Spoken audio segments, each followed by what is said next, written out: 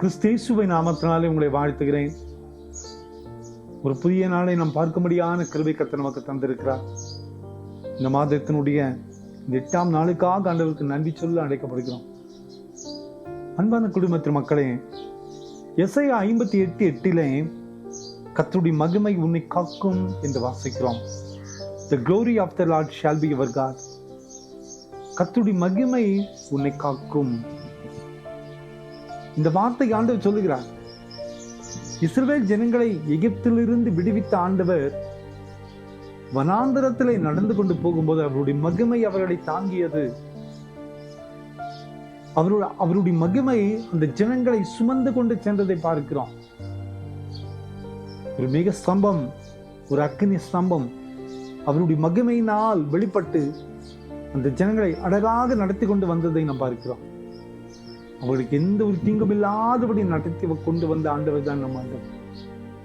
நல்லா யோசிங்க, இருளிலே ஒரு அக்கினி ஸ்தம்பம், பகலிலே ஒரு மேக ஸ்தம்பம், ஒரு சேதமும் இல்லாதபடி அந்த ஜனங்களை காக்க முடியாது. அந்த ஜனங்களுக்கு பின்னாக போய்கொண்டே இருந்தது.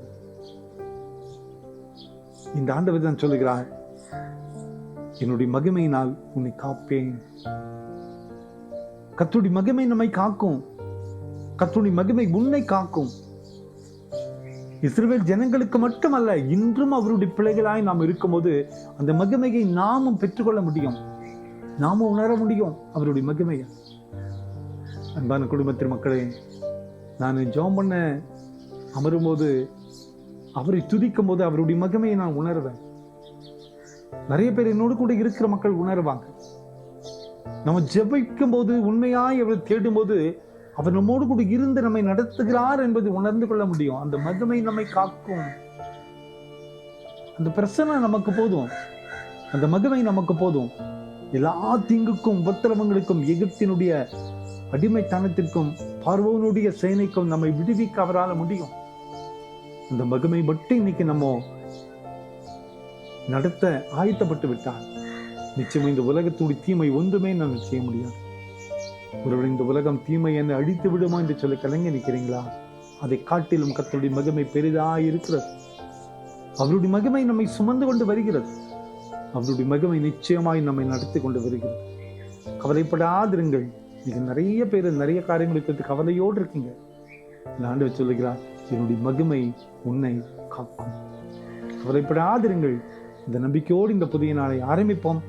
கர்த்தருடைய பிரசன்னம், மகிமை நம்மை சுமந்து கொண்டு செல்வதை உணர்வோம். ஜெபம் பண்ணலாமா? அன்பின் ஆண்டவரே, இந்த காலை நேரத்துல உடைய சமூகத்துல ஒன்று கூடி வர நீ தந்த வாய்ப்புக்காய் நன்றியப்பா. இந்த செய்தி கேட்டுக்கொண்டிருக்கிற ஒவ்வொருவருடைய வாழ்க்கையிலையும் நீர் அற்புதங்களை செய்வீர் நம்புகிறோம். உம்முடைய மகிமையை காணும்படியான பலத்தை தாரும் அப்பா. நிச்சயமாய் உம்முடைய மகிமை எங்களை சுமக்கும் என்று அறிகிறோமே. உம்முடைய மகிமை எங்களுக்கு போதும் அப்பா. இந்த மகிமை எங்களை தீங்குக்கு விலக்கி காத்து ரட்சிக்கும் என்று அறிகிறோமே. எங்களுடைய வாழ்க்கையில் உம்முடைய மகிமை கடைசி வரை தொடரட்டும்.